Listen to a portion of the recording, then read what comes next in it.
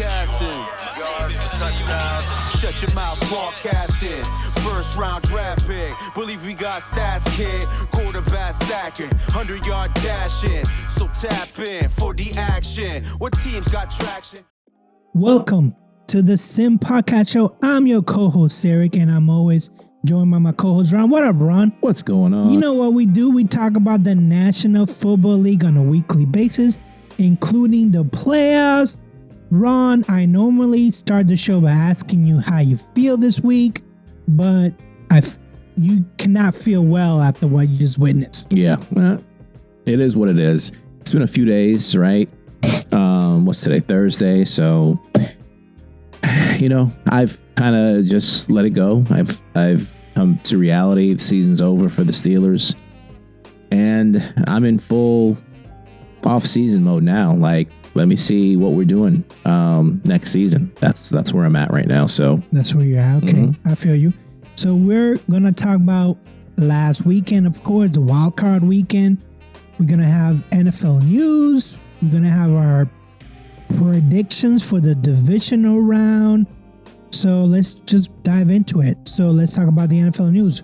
Ron, coaching hires. Now I know that we talked about coaches that were fired, and now like a week later, maybe 2 weeks later almost, they still haven't filled those roles. I know that there's a lot of interviews going on, but in your opinion, this is just formalities, right? No, listen, I think there are a lot of open positions and a lot of good coaches out there. So I think teams are taking their time with the head coaching position specifically. There's a lot of movement with OCs and GMs and stuff like that that's happening. But I think, teams are doing their due diligence for the most part. They're trying to figure out what direction they want to go in. I think some teams made some big decisions this past week. So, Dallas bringing back McCarthy, that was a huge decision for them. And then the stuff with the Patriots, which we'll talk about, like what direction they were going to go in. That was a big question mark. So, listen, there's some top names out there, right? Belichick, Vrabel, Carroll, if he's looking into coaching, and then what's his name? Harbaugh. Yeah, so there's some big names. It's probably gonna take a little bit longer than normal to get these positions filled, because those big names, they come with some of it coming with baggage. Some of them need full control, if you will, right? They want to have more say so in what goes on with the team. They want to be able to hire everybody on their staff. And then there's like some teams that don't quite match that. There's some teams that have GMs already in place. Some teams already have like some certain coaches in place that they want to keep. So we'll see what happens over the next couple weeks.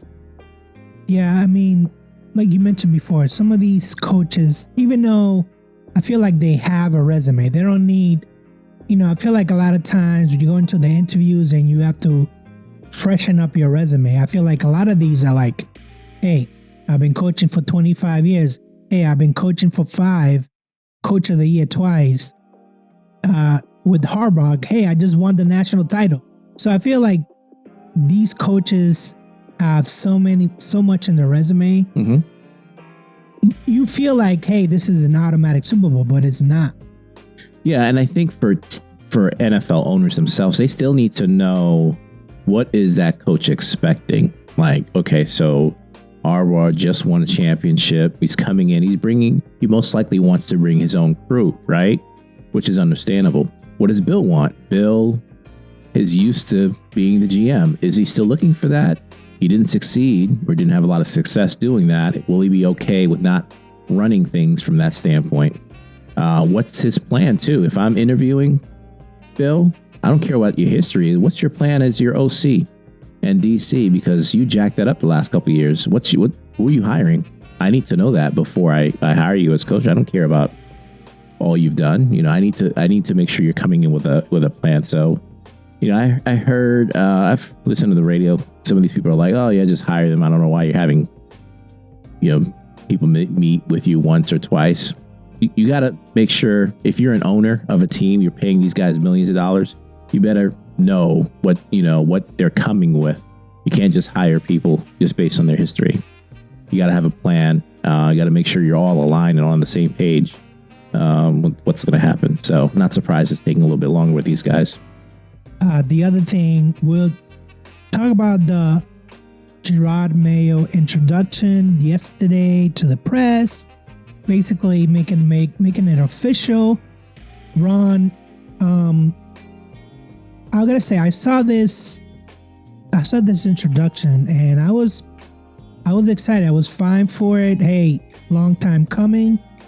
There was only one part that I was just like, I don't know how I felt, but Mayo calling Kraft Young Thunder during the conference, and not just like more than once. I'm talking about like repeatedly, like, hey, Young Thunder, hey, Thunder this.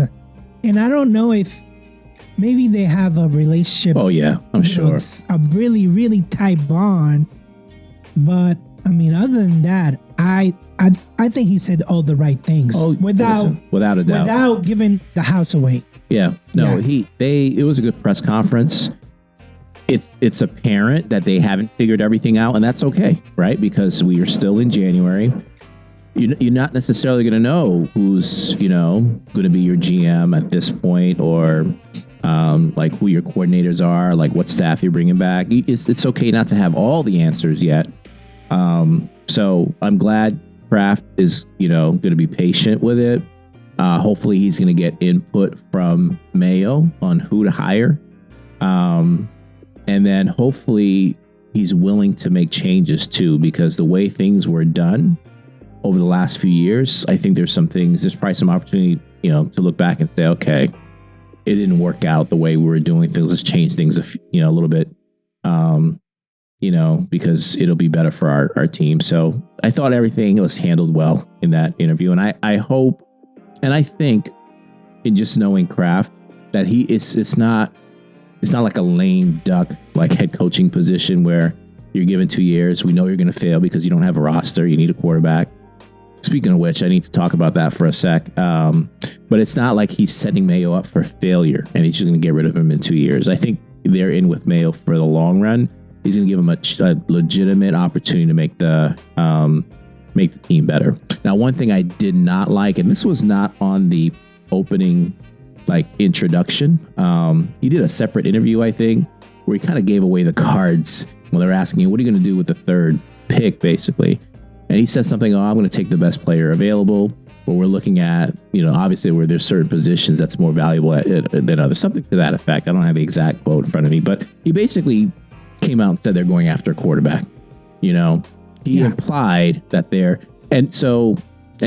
he's first year coach. He'll learn this, but you never at any point want to give away what you're planning to do, because now other teams behind you who need quarterbacks, teams in front of you know that you're looking for a quarterback.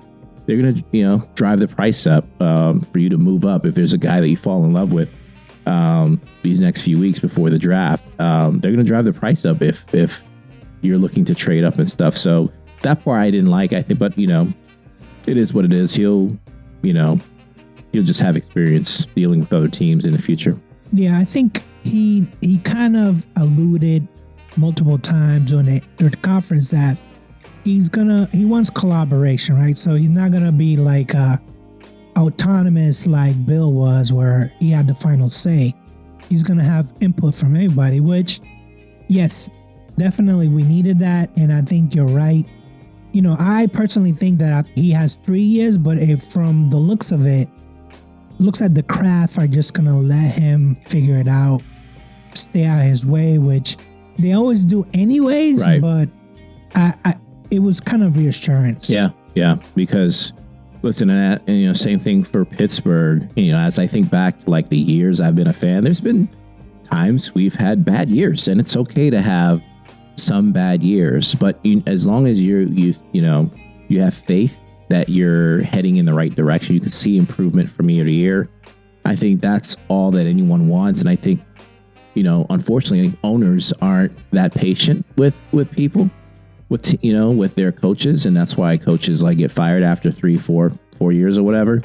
But I think Kraft will do the right thing and give him a real shot at like turning this thing around. And the real shot turning it around is it's not a 2 or 3 year fix. It's a, probably 4, 5, 6 year fix, to get in the playoffs and to, have a good team to make a good run. Yeah, to win and, possibly have championships. Right. The other set of news and the Mike Tomlin extension hasn't occurred, but everyone, even him himself, said in the press conference that he expects to happen. Yeah, and the owner actually came out and said he basically corroborated the report that they're working on an extension right now as we speak. So they are all in with Tomlin. This was the year, and this is the time, I think, if they were going to extend them, it was going to happen. But we're not going to let him, I don't think, go into his last year without an extension or a contract for 2025. So they must have spoken. I think they're all in. I think, listening to Tomlin's press conference, that was his best press conference I've ever heard, right? For the most part, he was open and honest and forthcoming. He's never been like that before. He admitted that things needed to change, especially in the locker room. There was some stuff that, Najee had, spoken to and alluded to, just about people just being disciplined, not having a lot of structure and stuff like that. And Tomlin probably didn't need that when he had a veteran team, right? You don't need structure because you got guys that know how to win. Well, it's different now. You got the youngest or second or third youngest offensive unit. Those guys needed structure, discipline. They didn't have that this year. And I think he heard that and is willing to make some changes there. Changing his coaching staff. He admitted to, not having success there. And on top of that, more importantly, he said he's going to go external to find somebody as his coordinator, right? He's never really done that outside of like Brian Flores, who he was friends with and he got him a job or whatever. He's always like elevated people from within. And that's good up to a certain... Same. He did the same thing with Matt Canada? Yeah. So Matt Canada came in, I don't know, back in 2020, I think it was, as a QB coach. And then he elevated him to offensive coordinator from there. So he's open to new ideas. That's what it sounds like. He's finally open to new ideas. Now, Tomlin, if you ever listen to his press conferences in the past, he's always said it's like with free agency. Steelers are not a team. They're not a team that's known for being aggressive in free agents, going out for top stars, basically. And he said, because I know the guys that I've drafted, I know who they are, what their faults are. I know what I'm getting. But with guys who are not used to, I don't care how good you are, right? If you're coming from somewhere else, if you don't know what our culture is, I think he's been hesitant to bring those folks in. He's admitted that openly about free agency. I think it's the same thing with his coaching staff.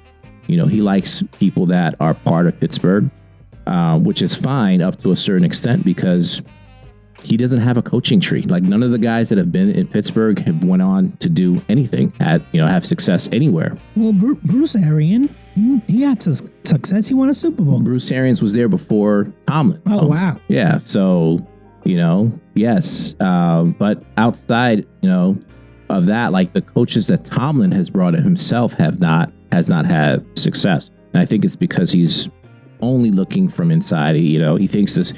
He's right to think the Steelers organization, the culture is great, but at some point you need to get input from people on the outside. And I'm glad that he's doing that. He spoke today in his press conference about, being excited to shop around and look externally for someone, which is good. I think that's what fans have been wanting to hear, from him for a long time. Let's not just keep doing the same thing over and over and expect to have success. That's not going to work. So, he's back. His press conference was good. Talked about Kenny Pickett. Kenny Pickett's the QB1 next year. No surprise there. You don't turn your back on a first round pick, but he's going to bring in competition to challenge Kenny next year. So, which is good. He needs that too. No one should be handed a job either. Yeah, competition is good. He said competition is good. All right, Ron. Let's dive right into the wild card from last weekend because there were some upsets and then some not so much upset. So let's kick it off with the first game. Cleveland at Houston. Had a score of 24 to 10. Cleveland winning. You had Houston winning 23 to 20. Final score was 45 to 14. Now, Ron, I watched this game, and there was as Houston was scoring all those touchdowns, whoever was announcing it just dropped like some information, something to the effect of like, Cleveland's defense has given up 17 more points on the road than at home. And then he stopped. And then I was like, that was a piece of information I totally overlooked because the defense didn't show up. Yeah. I was a little bit surprised how bad they played. I thought their defense was overrated to a certain extent. They got some stars, but those guys didn't show up when they needed to show up. Myles Garrett, supposed defensive player of the year, I think he had like one tackle. No, rush at all on the quarterback. He was horrible. He had a bad game. Denzel Ward, their best defensive back, he was hurt and it was if he was going to play, but he didn't look good at all. So all their top guys didn't play well. And then more importantly, you got what you signed up for. You knew what you had in the quarterback with Flacco, and Flacco killed him, with his turnovers. 1 pick six, right? Or was it 2 pick six? Two pick six. Yeah. Flacco killed him. You can't win if your quarterback's turning the ball over left and right, So, listen, Cleveland had a good run. They didn't have a quarterback, though. So it was, I think, destiny at some point in the playoffs for them to fail. Now, Houston's look good. People need to take notice of how good Stroud is, how good Nico Collins is, how good the defense is, and how locked in those guys are. Because if they don't, you'll end up getting blown out like Cleveland did, 45-14. Now, Singletary, he only had 66 yards, but he scored. And furthermore, for some reason when it comes to the playoffs, he plays really, really, really good. And I was just watching that 2021 game between Buffalo and Kansas City, and then who had a good game? Devin Singletary. So it's like, you let this guy go, he goes to another team and he flourishes. So yeah, I was like, tipping my hat to the Houston Texans because they put up a whipping. I mean, Cleveland didn't even score in the second half at all. It was just an good old fashioned ass whipping. Yeah. So do you think Joe Flacco comes back next year? No, he's not back at all. Thanks for helping. Maybe he comes back as a backup, but I think that team, and you saw today, they fired like everybody. I don't know if you noticed. They fired their OC, their DC. I think a lot of people got fired from that team today. So I don't know what they're doing. I don't think they know what they're doing. And then that whole Deshaun Watson situation, not good. To have that guy under contract, paying him all that money, and and what's going to happen because he hasn't. When he was healthy and he didn't play well at all. So not a good situation for Cleveland to be in at all. Yeah, this is. I wouldn't say it's organization shattering, but they had some expectations and it was definitely not met. The next game, which I did not watch because I did not want to pay Peacock. I don't care if you if you can cancel the very next day. I just want to pay.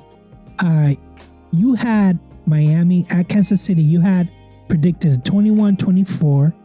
I had predicted a 24-17. Final score was 26-7. Did Miami even show up for this game? No. So, listen, I don't think this game was as close as that score, 26-7. Miami had no chance whatsoever on offense. They could not do anything. Tua is so limited as a quarterback with what he can do. If it's not like from here to like 25, 30 yards, he can't make the throw. He cannot throw deep. And then you throw in the elements. Like if it's a windy day, forget it.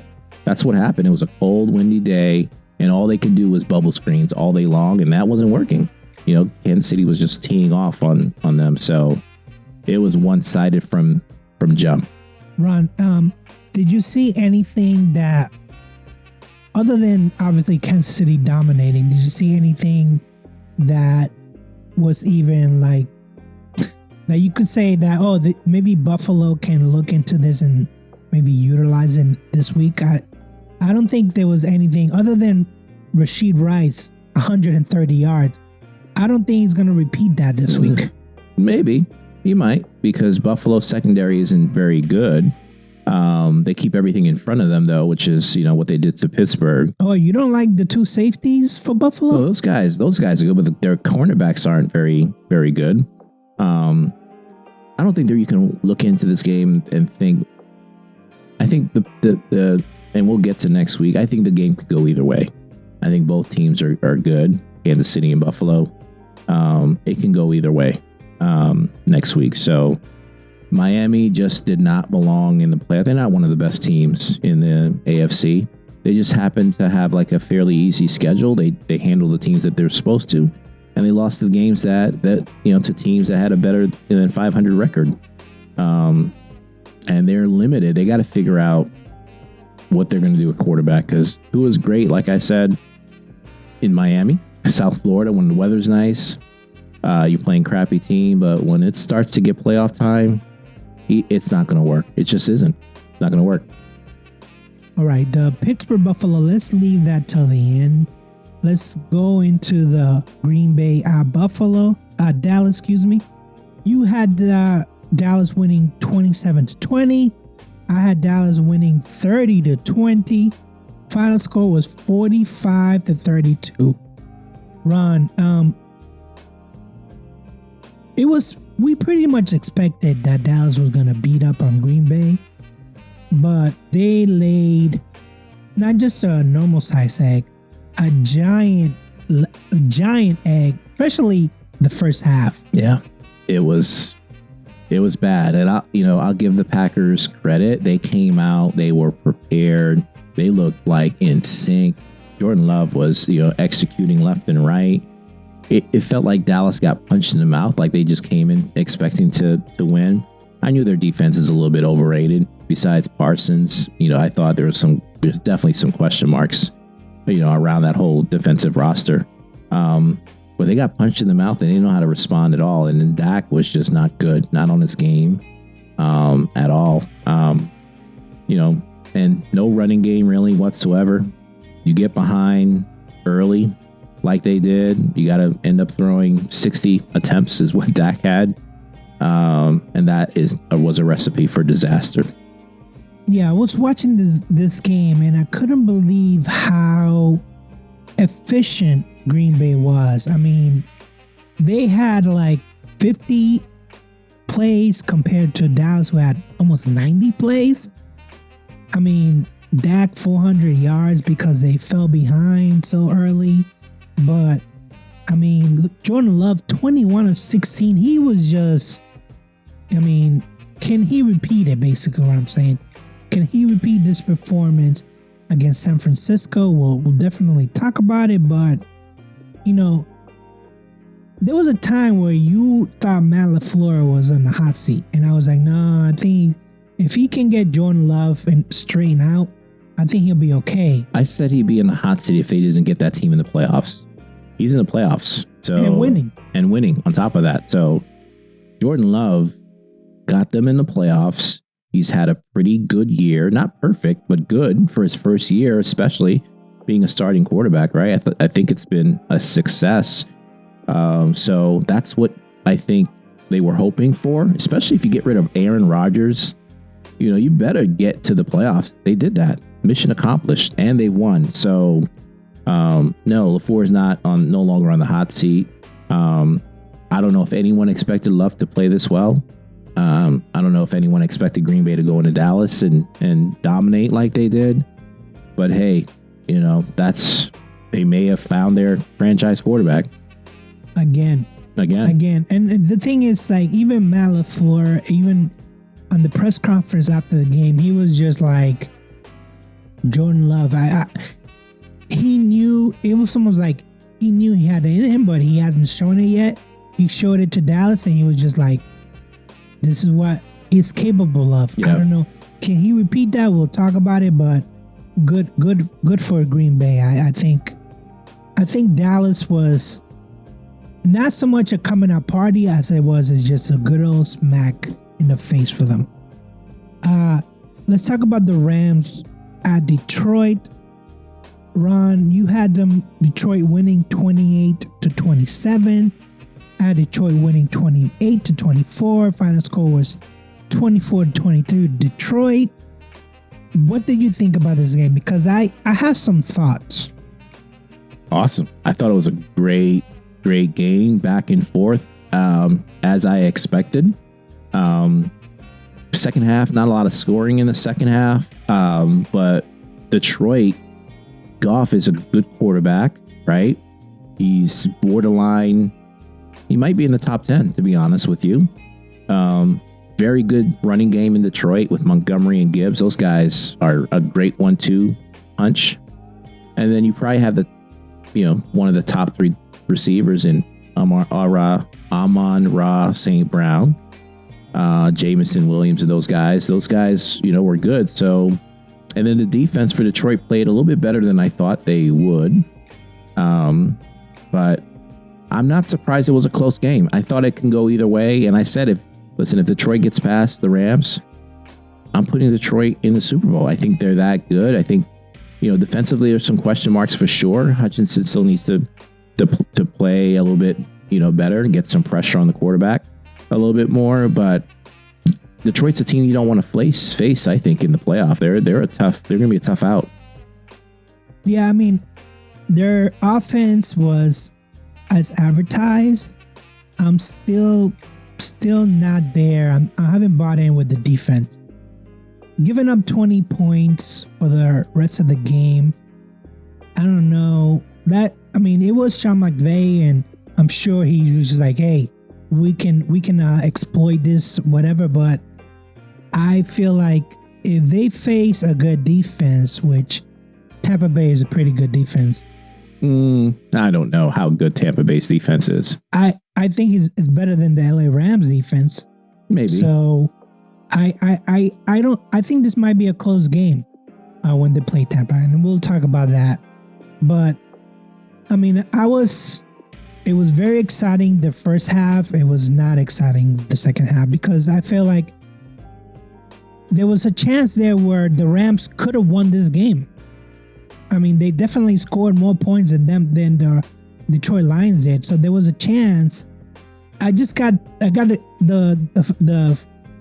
feeling, I got the vibe in that building that they were nervous. Who was? Detroit fans. Oh, they were nervous. But I think if anyone did not expect the close, what was the spread coming into this game? 3, it looks like. No, what was? Yeah, 3-point spread. And they were the home favorites, so that basically means toss-up. So Stafford's a great, future Hall of Famer quarterback. He makes everybody around him better. Puka Nacua, I've seen that dude, I saw what he did to the Steelers. That dude is the real deal. And then Kyren Williams, I think I've talked to you about him before. He's the running back that I wanted Steelers to draft. That's another steal that they got, I think, like in the 5th round a couple years ago. They've been drafting well. So they have a good team.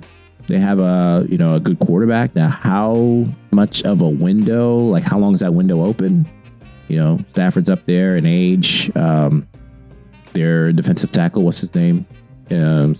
Donald. Yeah, I don't know how much longer he's going to play. They talked about retiring last year, so he's probably not coming back. So, I just feel like if Stafford wasn't concussed, which he looked like he was concussed, I think the Rams would have scored more points than just 6. But that's why you play the game, right? That's why you play the game, and the players are coming out like, oh, Stafford, he didn't hurt his arm, he hurt his head, but he held his arm to make it seem like that's the injury, but it was definitely he got concussed and he kept on playing. The next game that we have on the docket, which was, I don't want to say that we kind of predicted it, but Philadelphia, Tampa. You got Tampa winning 23-20. I had them winning 20-17. The final score was 32-9. We were questioning the quarterback, but we should have been questioning everything about Philadelphia. Well, I was questioning everything just based on how they played the last few weeks. Their defense has been horrible. And let me tell you, they got talent. Talk about like a monumental failure in their coaching. Those guys should not be playing that badly on defense for those past, 6, 7, 8+ weeks. They've just been terrible.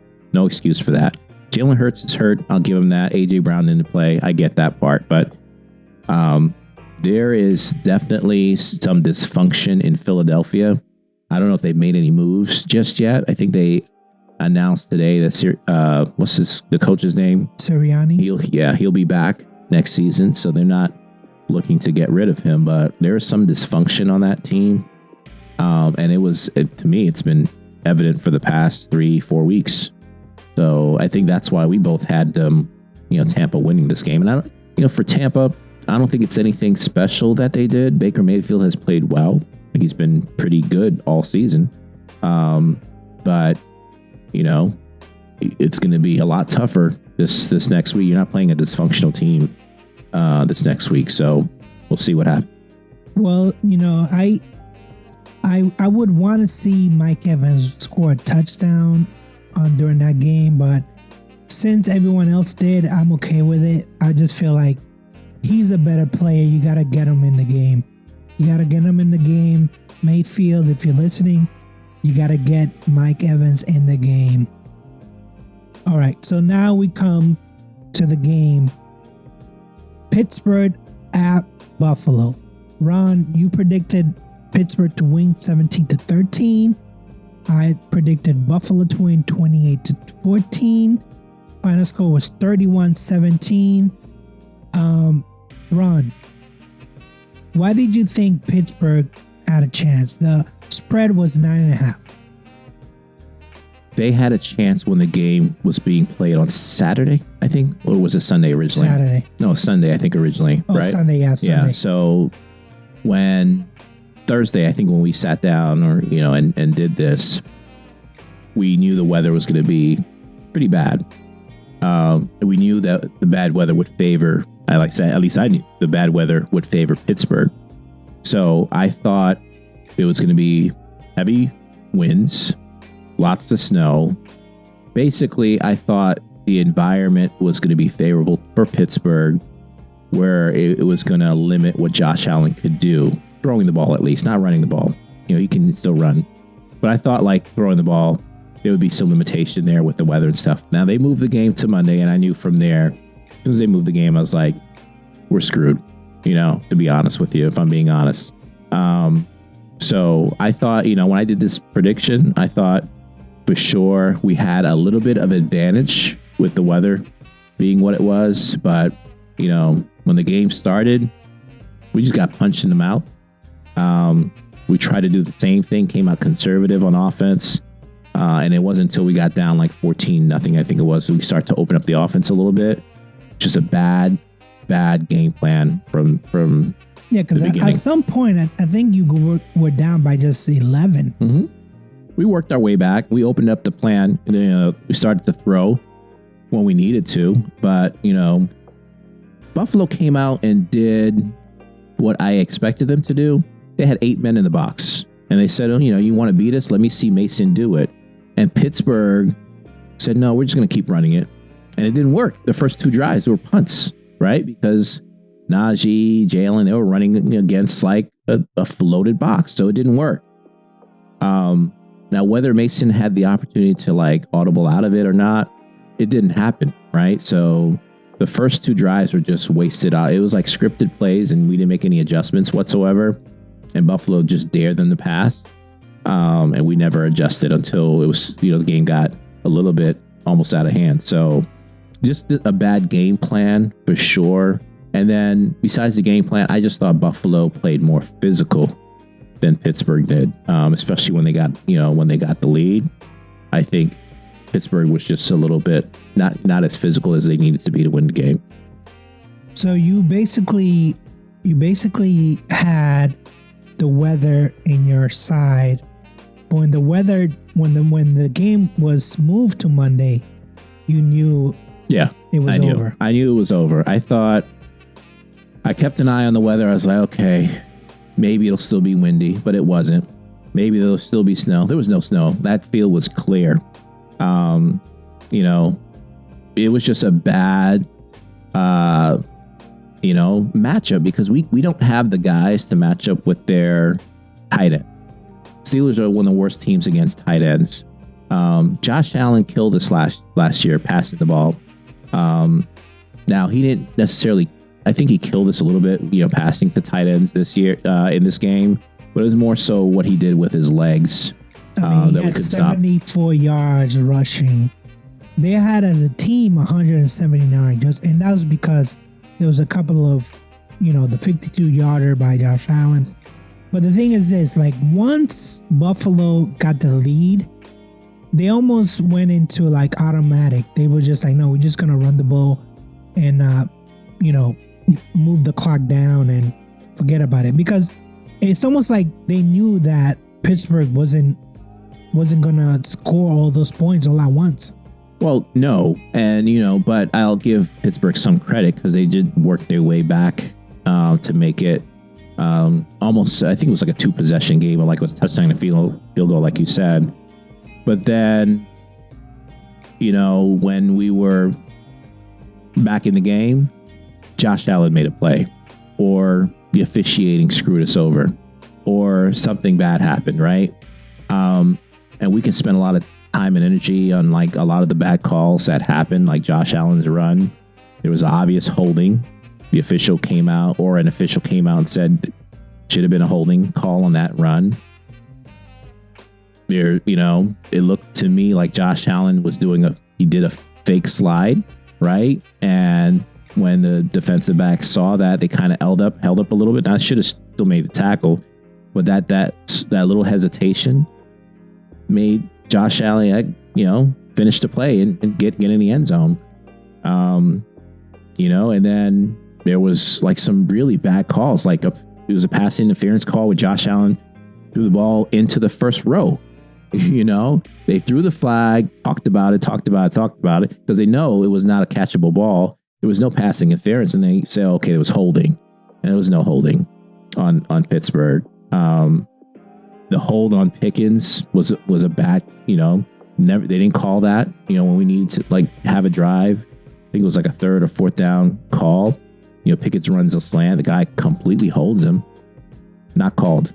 So there was some bad officiating. I'm not blaming the officiating. You can't blame the officiating when you're down before you blink 14-0, right? Or 21-0. I'm not going to blame the officials for that. They didn't help, though, in that second half. Pittsburgh lost because Buffalo's a better team. They came out more, better prepared. They made all the right adjustments. Pittsburgh did not. We came out a little bit flat. We weren't as physical. And then the officials, like, it was the final nail in the coffin towards the end of the game. So the better team moved on.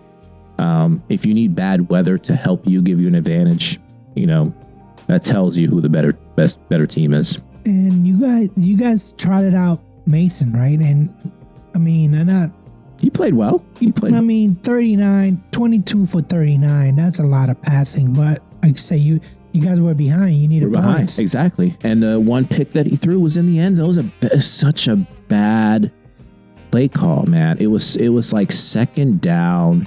You were running the ball, having some success finally, and we throw it was a play where it was like all hitches, right. You're right on the goal line. You can't there's no spacing whatsoever for that play call. And Mason just threw the ball a little bit inside, which is all it took. And it was an interception right in the end zone. And that could have been a huge difference in the game because we were going to score right there on that drive, and it was a turnover. So can't have turnovers. We had a lot of turnovers at the beginning of the game. Pickens had a fumble. Frymuth had a fumble, which they overruled or overturned, but we were just careless. We weren't prepared. Plain and simple. I don't know how else to say it. So we deserve to lose.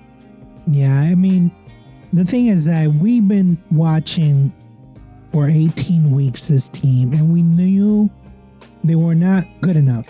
They were not good enough. And yes, fine, they were good enough to get into playoffs, but to win it all. See, I disagree with that because I think if I look at all these teams that are left, there's the 49ers, Detroit. They're kind of on their own. Then there's the Ravens, right? They're on their own too. But football, like I've always said, is a game of matchups. So I thought if we could beat the Bills, we play the Ravens, we have their number, we can beat the Ravens. And then after that, I don't know what's going to happen. We win one more game, we're in the Super Bowl. I look at the Detroit now, right? I said the same thing. They beat the Rams. I knew it was going to be a close game. They took care of business. They got fucking Tampa. That's so easy win to me. They match up really well against Tampa. You have to win the division because. But what I'm saying is, playing at home, it's huge. Oh, absolutely, it's huge. But they got Tampa, so it just has worked out in Detroit's favor. But it's not to say all these teams that are in the playoff is like vastly better than the other. Yeah, there's some teams that are like outliers, but I still think football is a game of matchups, and if you have the right matchup. If you line up in the right bracket, then you have a chance to make a run. And if you're in the wrong one, well, you're out. So Steelers weren't in the wrong bracket. They were just a bad team. I think they were in the right bracket. I think playing Buffalo in a clear day was a bad omen. But, if they would have played Miami in Miami, I think, it would have been, that's a more winnable game. I don't know how much more winnable it is because we don't have the guys to keep. We have like the slowest secondary. They got the fastest receivers. In good weather, Tua can make 10-yard completions and Tyreek Hill can do the rest, in good weather. So, I think Miami would have been a worse matchup for them, to be honest with you. But I think we avoided that team. We had an opportunity to win. We just didn't come out and be physical. And that's the one thing I'm disappointed. I don't care about us losing. It sucks that they moved the game. It's, but to go out and just like come out a little bit flat with the wrong game plan, that was tough to watch. So on to next year. 1, 2, 3 Cancun. Yeah. Year 8 now. Year 8. Yep. So let's talk about the divisional matchups because this is actually, in years past, before they did this one team bye week, the divisional matchups were, 4 teams would get the bye week. So there'd be 4 teams just waiting for the next one, and then they would just destroy them. I think that this season, because they have the 7th team making the playoffs, I kind of like this better because now only one team is really waiting for the other while the rest just played. So let's talk about one of those teams, which is Houston at Baltimore. It's a 9-point spread. The over-under is 45.5. Ron, what's your prediction? Yeah, like I said, if Pittsburgh wasn't going to be playing Baltimore, I think Baltimore's going to run away with it. Now, they haven't played. The one thing I'll say for Baltimore is they haven't played in 3 weeks, right? They sat their starters week 18. They had a bye week. So this is like their 3rd week. They're going to come out with a little bit of rust. But I still got Baltimore winning pretty easily. I got 27-16 as the final score. I think Baltimore is a better team. I think they've shown that the entire year. And I think Lamar is not going to let this season just go down a drain just because of a little bit of rust. I think they'll hold on to win. I think Lamar has a chip on his shoulder. I know that he got the big contract, but he hasn't won it all, right? And I think before he got the contract, that's what he kept talking about. He was like, I want to win it all to show management, to show the world that I'm worth it. So he has a chip on his shoulder. I also got them winning 24-17. CJ Stroud, I know last week I said this story is over, but him and D'Amico Ryans, they just keep winning. D'Amico Ryans, I'm almost like, I'm comparing him to Gerard Mayo. You know, they're both ex-players. They both play defense. I don't know if Gerard Mayo will have the same success that D'Amico Ryan is having, but I'm actually, it makes me feel good inside that a defensive coach can go and win these games. But the main ingredient here is that he actually has a pretty damn good quarterback. Absolutely. So this is going to be a fun game to watch. I hope that, like I said, it is close, and then second half, Baltimore just takes off. The next game is Green Bay at San Francisco. It's a 9.5 spread. Again, these are big spreads. Yeah, matchups. Yeah. 50.5 is over and under. Ron, what's your prediction? Yeah, I got 31-14, San Francisco winning. San Francisco, another team that sat there, some of their starters, I think, the last week. But they'll come out prepared too. Green Bay has been a great season, great run. This defense that you're facing is much, much better than Dallas. It's not even close. And then, San Francisco's offense too. Just they run the pro system. Like they can beat you running, passing. They got like some guys that are tough to match with. So 31-14, I don't even think it's going to be one of those games that's close. I just think it's like San Francisco scores early and often, and they kind of run away with it. Yeah, I see the MVP. They haven't announced the MVP, right? No. I mean, Baltimore has Lamar. I think San Francisco's have McCaffrey, and they have a healthy Debo. They have a healthy Kittle. They just a lot of, up and down this roster. Just now they have two main guys on defense, Young and Bosa. So I don't know if 9.5 seems about right. I think that's about right. So I have them winning 31-10. The next game, Tampa Bay at Detroit. This is a 6.5 spread. 48.5 is the over and under. Ron, what's your prediction? Yeah, I don't see this game being close. Again, good season for Tampa. Glad they got in the playoffs, even though it was barely in the playoffs. They had the perfect matchup for them that first week, right? You got a team that I said is dysfunctional in Philadelphia. But here's where it ends. Detroit, I think, is on a mission. And yeah, they don't always play a good 4, quarters in every game. But I think this game being in Detroit, the coach is going to have them prepared. And this is I also think it's going to get a little bit ugly. But I got 31-17, Detroit winning. I actually have, this is probably my upset of the divisional round. I have Tampa Bay winning 17-14 because I think Detroit offense is, it's pretty good, basically what I'm trying to say. But there's some flaws, and I would think that they would score 30 points against the Rams easily because the defense is not that good. Tampa Bay, it's not that they have a top defense, but they have a defensive coach. They have the linebackers are still there. They still have Vea still there. So, I mean, there's going to be some resistance. Will that be enough for Tampa Bay to win? I think so. But again, they're inside, so they have to worry about the weather. And I sent you that clip about that reporter. Yeah, you worry about the weather. And he's like, Detroit, they're playing a dome, right? So it's like, why are you bringing that up? And I think that this is going to be, imperative for them to beat Detroit. They have to play well.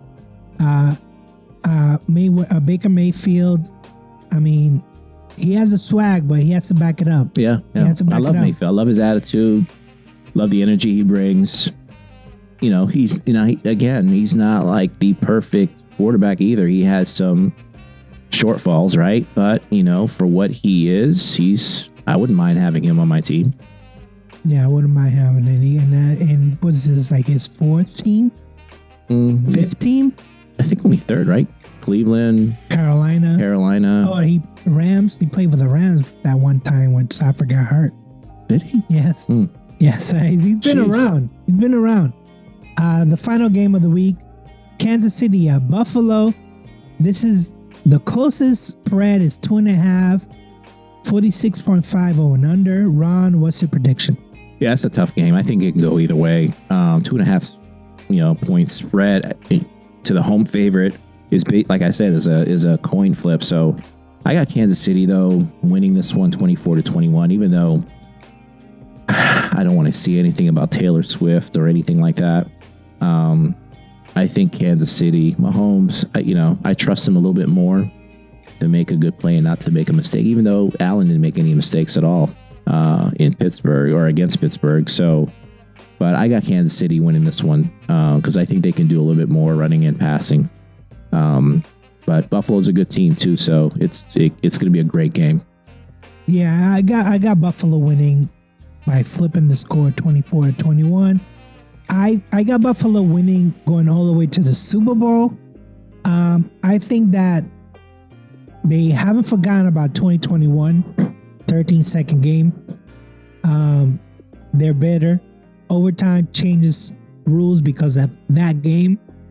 There's a lot of backstory here, and one of these teams is gonna basically walk away. And the fact that Buffalo is at home, it's not really an advantage per se because these are both cold weather teams, so it's not like that's anything different. But I do expect Bills Mafia to be extra loud.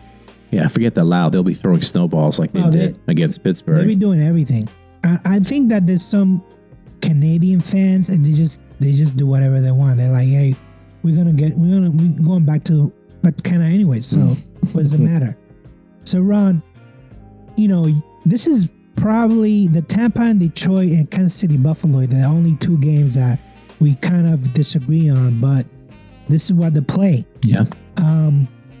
So now that you don't have Pittsburgh in the Super Bowl anymore, so you're saying it's going to be Baltimore against Detroit? Yeah, Baltimore. I've been on them the entire season. I thought they were going to, make it for the AFC.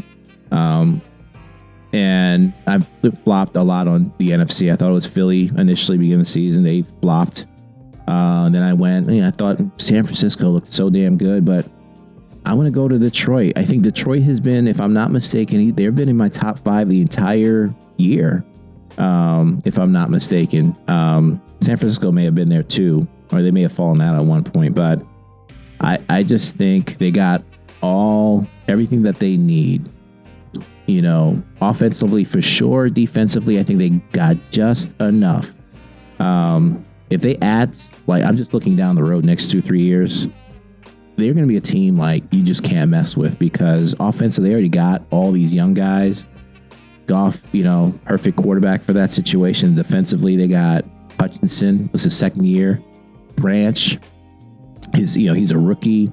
Their linebacker, I think, is a rookie too. They got a lot of young pieces, and if they keep adding to that, they're a team that's going to be good for a while. Can they get over the hurdle now and beat, get to the championship and then beat San Francisco? I think so. I think they'll have enough, but we'll see. Well, to me, this is the only time Detroit has, because even though they have a young, talented roster, Ben Johnson is already into. Yeah, he's gone. He's going to be gone. He's gone. That's huge. When you lose a coordinator, ask Philly, what happens to your team? Yep, it's true. Not the same. It's true. It's not the same. So I think that this is their only chance. Can they beat San Francisco? I don't think so. I think San Francisco is locked in. Just like you, I originally had Philly, then I changed it. I bought into the hype. I thought Dallas was going to do it, but I'm back on the San Francisco train. And then I have Baltimore winning. So I have Baltimore, San Francisco. Usually doesn't happen. Either one of those two teams doesn't make the Super Bowl, but I'm still sticking to that team, to that final. But Buffalo, I mean, if they win this game, they still have to play Baltimore in the championship. So at Baltimore. So we'll see. Anything that you want to add before we shut this down? Nah, really. I hope to enjoy the rest of the playoffs. Looking forward to the Super Bowl you're hosting this year, which is good. And then I'm honestly, I'm starting to try to push myself into basketball mode, watching some of the Celtics. I'll slowly get there. Undefeated at home. At home means nothing, but whatever. 20-0. Hasn't happened to the Boston Celtics ever. Well, the 86 Celtics won 50-1, but I like this team. I like this team a lot. All right, so we're going to end it there. We're going to do the divisional round next week, and then we'll have our conference championship matchups. Look forward to that. And then actually, I just found out that I'm working the Pro Bowl. Oh, nice. So I'll be there watching everybody play flag football, pretty much. Basically. Yeah, that's pretty much. That's going to be fun. So with that in mind, I'll say peace. Peace. Hey guys, thanks again for watching. Don't forget to like and subscribe. Any questions or comments, feel free to hit us up on shutyourmouthpodcast@gmail.com. That's shutympodcast@gmail.com. You can also hit us on Twitter or on Instagram at SYM Podcast. Thanks again.